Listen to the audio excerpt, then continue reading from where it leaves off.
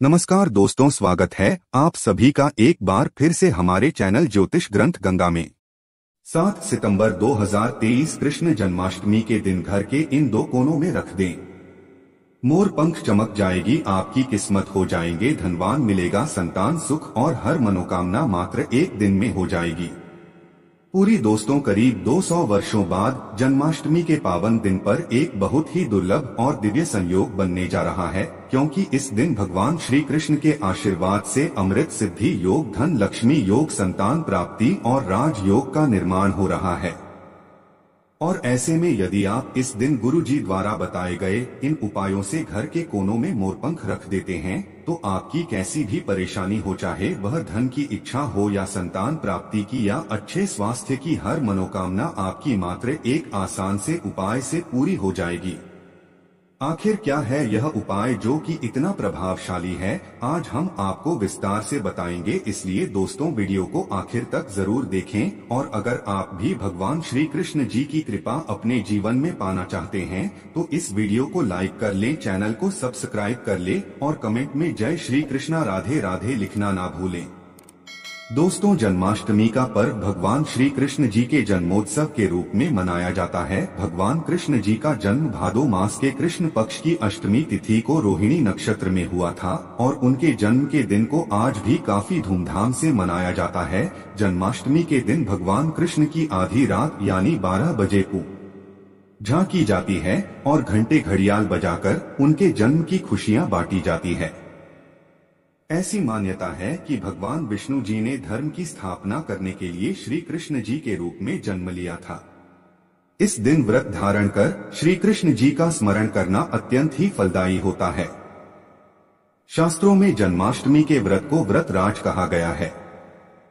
भविष्य पुराण में इस व्रत के संदर्भ में उल्लेख है कि जिस घर में यह व्रत किया जाता है वहां अकाल मृत्यु, गर्भपात, दुर्भाग्य तथा कला नहीं होती है। जो एक बार भी इस व्रत को करता है वह संसार के सभी सुखों का भोग कर विष्णु लोक में निवास करता है। चलिए दोस्तों, जानते हैं कि साल 2013 में जन्माष्टमी का पर्व मनाया जाएगा। तो आपको बता दें कि जन्माष्टमी कृष्ण पक्ष की अष्टमी तिथि इस बार 6 सितंबर को पड़ रहा है। यह कृष्ण का 5250वीं जन्माष्टमी होगी। ऐसे में यह 6 सितंबर को दोपहर 3:37 से शुरू होगा और 7 सितंबर को शाम 4 बजे कर 14 मिनट तक रहेगा। इस दिन सुबह 9:20 से रोहिणी नक्षत्र शुरू होगा। ऐसे में गृहस्थ सितंबर और वैष्णव संप्रदाय के लोग 7 सितंबर को इस त्योहार को मनाएंगे। जन्माष्टमी के लिए इस बार शुभ मुहूर्त 46 मिनट का है, जो 12:02 से 12:48 तक रहेगा। ऐसे में इस दिन रोहिणी नक्षत्र का संयोग भी बन रहा है। ऐसे में इस दुर्लभ संयोग में जन्माष्टमी की पूजा करने से 3 जन्मों के पापों से मुक्ति मिलेगी। वहीं अगर किसी की आत्मा प्रेत योनि में भटक रही है तो उनके नाम से की गई पूजा उनकी आत्मा को मुक्ति प्रदान करेगी।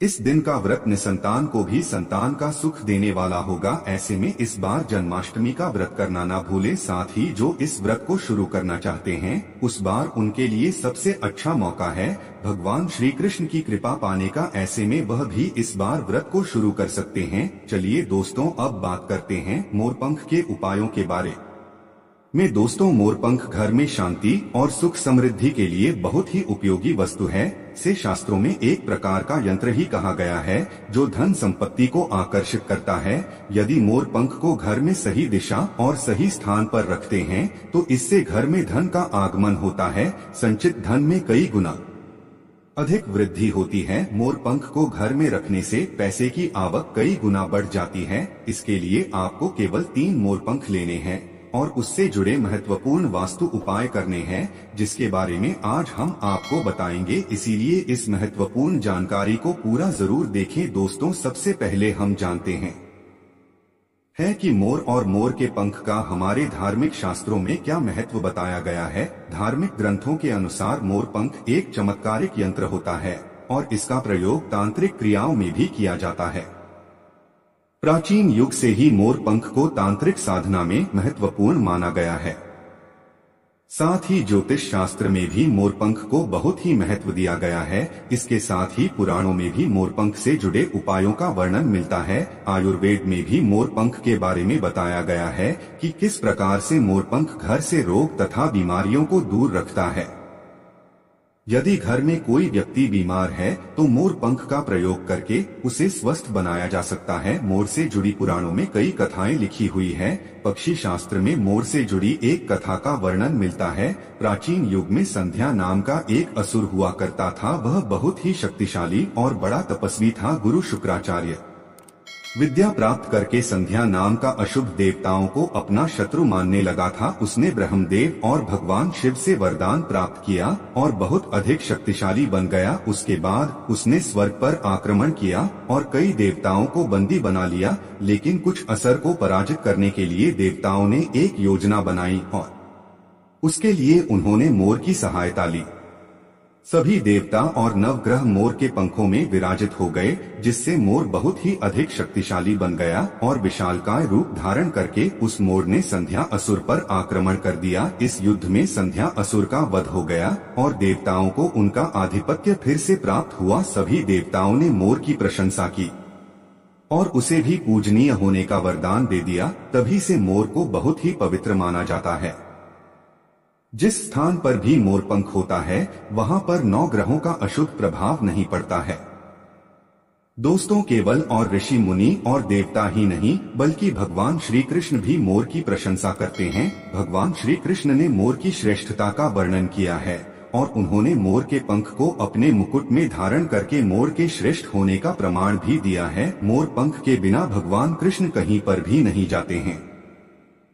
श्री कृष्ण कहते हैं, मोर शांति और प्रेम का प्रतीक है। मोर सुख समृद्धि का भी प्रतीक है। मोर का पंख मनुष्य की हर प्रकार की नकारात्मक शक्ति से रक्षा करता है। केवल हिंदू धर्म में ही नहीं बल्कि दुनिया के सभी धर्मों में मोर को विशेष महत्व दिया गया है। प्राचीन लोग मोर पंख की अद्भुत शक्ति के बारे में जानते थे, इसीलिए सभी धर्मों के ग्रंथों में मोर को महत्वपूर्ण स्थान दिया गया है। हिंदू धर्म में मोर को धन की देवी मां लक्ष्मी, विद्या की देवी सरस्वती, भगवान श्री गणेश, हनुमान जी तथा कार्तिकेय जी से भी जोड़कर देखा जाता है। मां लक्ष्मी को सुख समृद्धि और संपन्नता की देवी माना जाता है। मोर पंख का प्रयोग करके मां लक्ष्मी को प्रसन्न किया जा सकता है और सुख संपदा को प्राप्त किया जा सकता है। यदि मोर पंख के साथ आप अपने घर में बांसुरी रखते हैं तो इससे परिवार में प्रेम और सौहार्द बना रहता है। दोस्तों, हमारा घर एक मंदिर की तरह होता है।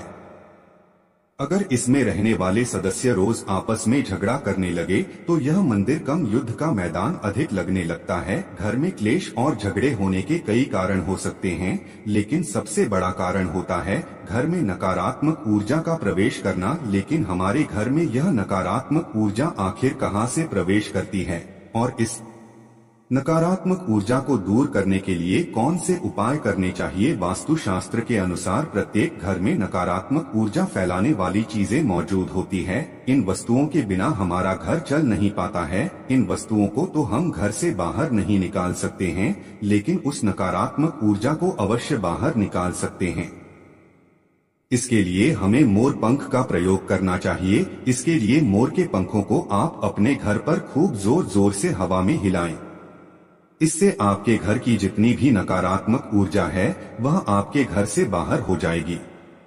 यदि रोज सुबह पूजा के बाद आप ऐसा करते हैं तो आपके घर की सारी नकारात्मक ऊर्जा घर से बाहर चली जाएगी और आपके घर में सुख शांति बनी रहेगी।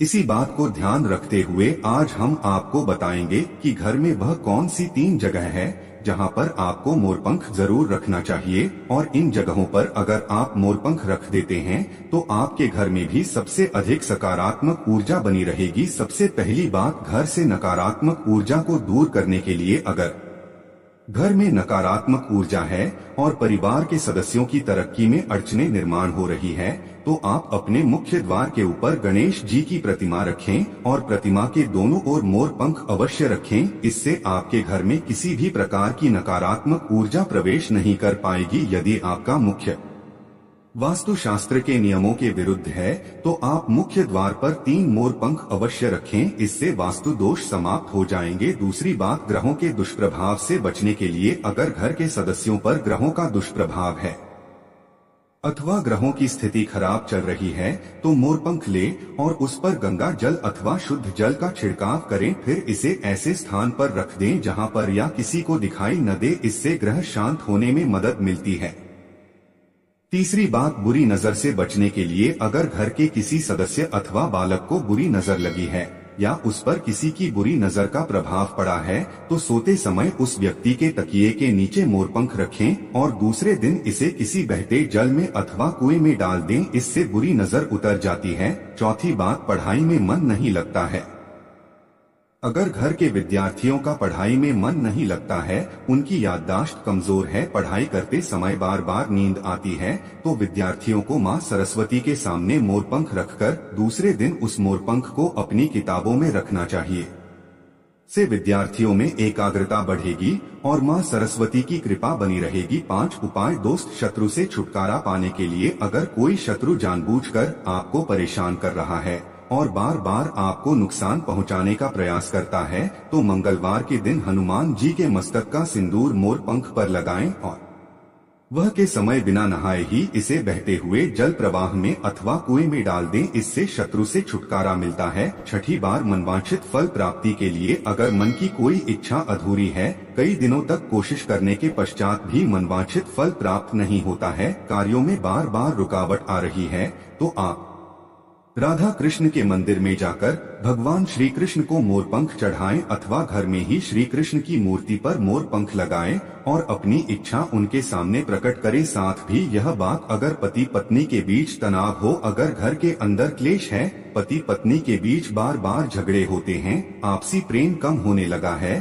तो उनके बेडरूम में दक्षिण पूर्व की दिशा में मोरपंख रख देना चाहिए। इससे दोनों के बीच में प्रेम बढ़ेगा और आपसी मनमुटाव कम होगा। अथवा उपाय, धन में वृद्धि के लिए अगर धन की कमी है, अचानक धन खर्च हो जाता है, तो घर में तिजोरी अवश्य बनाएं। तिजोरी रखते समय ध्यान रहे तिजोरी को पश्चिम की दीवार पर सटाकर रखें और उसका मुख पूर्व दिशा की ओर हो, इससे देवराज की कृपा दृष्टि बनी रहेगी। साथ ही महालक्ष्मी की पूजा में मोरपंख रखकर उसे तिजोरी में रखें, इससे घर में सुख समृद्धि आती है और धन की कमी महसूस नहीं होती है। यदि धन की समस्या आ रही है तो घर के अग्निकोण में अर्थात दक्षिण पूर्व दिशा में अपनी कमर से ऊपर अंधे की ऊंचाई पर 2 मोरपंख शुक्ल पक्ष में लगाएं, जल्दी ही धन प्राप्ति के नए अवसर प्राप्त होने लगेंगे। 9वां उपाय, आप किसी भी शुभ दिन मोर का पंख लेकर घर के किसी ऐसे स्थान पर रखें जहां पर आने जाने वाले लोगों की नजर सबसे ज्यादा पड़ती है।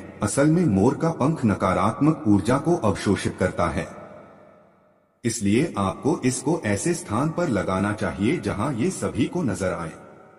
मोर के पंख का यह उपाय न सिर्फ आपको बल्कि आपके घर के सदस्यों के जीवन में भी सुख और समृद्धि जरूर लेकर आएगा। तो दोस्तों, इस प्रकार से मोर पंख का प्रयोग करके आप अपने जीवन में सुख समृद्धि ला सकते हैं। इसी के साथ दोस्तों, जन्माष्टमी के दिन आपको इन उपायों के साथ साथ जन्मांत में व्रत कथा भी सुनी और सुनानी चाहिए, जिससे आपके सभी पाप धुल जाते हैं और आपकी हर मनोकामना पूरी हो जाती है। तो आइए शुरू करते हैं जन्माष्टमी व्रत कथा। स्कंद पुराण के मुताबिक द्वापर युग की बात है। उन दिनों मथुरा में उग्रसेन नाम के राजा हुए, लेकिन स्वभाव से सीधे साधे थे। यही वजह थी कि उनके पुत्र कंस ने ही उनका राज्य हड़प लिया और स्वयं मथुरा का राजा बन बैठा। कंस की एक बहन थी जिनका नाम था देवकी। कंसोल से बहुत स्नेह करता था। देवकी का विवाह वसुदेव से तय हुआ तो विवाह संपन्न होने के बाद कंस स्वयं ही रात हाकते हुए बहन को ससुराल छोड़ने के लिए रवाना हुआ। स्कंद पुराण के अनुसार जब वह बहन को छोड़ने के लिए जा रहे थे, तभी एक आकाशवाणी हुई कि जिस बहन को वह इतने प्रेम से विदा करने स्वयं ही जा रहा है, उसी बहन का 8वां पुत्र तेरा सहार करेगा। यह सुनते ही कंस क्रोधित हो गया और देवकी और वसुदेव को मारने के लिए जैसे ही आगे बढ़ा, तभी वसुदेव ने कहा कि वह देवकी को कोई नुकसान न पहुंचाए, वह स्वयं ही देवकी की 8वीं संतान कंस को सौंप देगा। इसके बाद कंस ने वसुदेव और देवकी को मारने के बजाय कारागार में डाल दिया। कारागार में ही देवकी ने 7 संतानों को जन्म दिया और कंस ने सभी को एक एक करके मार दिया। इसके बाद जैसे ही देवकी फिर से गर्भवती हुई तभी कंस ने कारागार का पहरा और भी कड़ा कर दिया। तब भाद्रपद माह के कृष्ण पक्ष की अष्टमी को रोहिणी नक्षत्र में कन्हैया का जन्म हुआ। तभी श्री विष्णु ने वासुदेव को दर्शन देकर कहा कि वह स्वयं ही उनके पुत्र के रूप में जन्म में है। उन्होंने यह भी कहा कि वसुदेव जी उन्हें वृंदावन में अपने मित्र नंद बाबा के घर पर छोड़ आए और यशोदा जी के गर्भ से जिस कन्या का जन्म हुआ है उसे कारागार में ले आए। यशोदा जी के गर्भ से जन्म कन्या कोई और नहीं बल्कि स्वयं आया थी। ये सब कुछ सुनने के बाद वसुदेव जी ने वैसा ही किया। वसुदेव जी ने जैसे ही कन्हैया को अपनी गोद में उठाया, कारागार के ताले खुद ही खुल गए। पहरेदार अपने आप ही नींद के आगोश में आ गए। फिर वसुदेव जी कन्हैया को टोकरी में रखकर वृंदावन की ओर चले। कहते हैं कि उस समय यमुना जी पूरे उफान पर थी। तब वसुदेव जी महाराज ने टोकरी को सिर पर रखा और यमुना जी को पार करके नंद बाबा के घर पहुँचे। वहाँ कन्हैया को यशोदा जी के साथ पास रखकर कन्या को लेकर मथुरा वापस लौट आए। स्कंद पुराण के मुताबिक जब कंस को देवकी की 8वीं संतान के बारे में पता चला तो वह कारागार पहुँचा। वहाँ उसने देखा कि 8वीं संतान हम तो कन्या है। फिर भी वह उसे जमीन पर पटकने ही लगा कि वह माया रूपी कन्या आसमान में पहुंचकर बोली कि अरे मूर्ख, मुझे मारने से कुछ नहीं होगा। तेरा काल तो पहले से ही वृंदावन पहुंच चुका है और वह जल्दी ही तेरा अंत करेगा। इसके बाद कंस ने वृंदावन में जन्मे नवजातों का पता लगाया। जब यशोदा के लाला का पता चला तो उसे मारने के लिए कई प्रयास किए, कई राक्षसों को भी भेजा, लेकिन कोई भी उस बालक का बाल भी बांका नहीं कर पाया। तो कंस को यह एहसास हो गया कि नंद बाबा का बालक ही वसुदेव देवकी की 8वीं संतान है।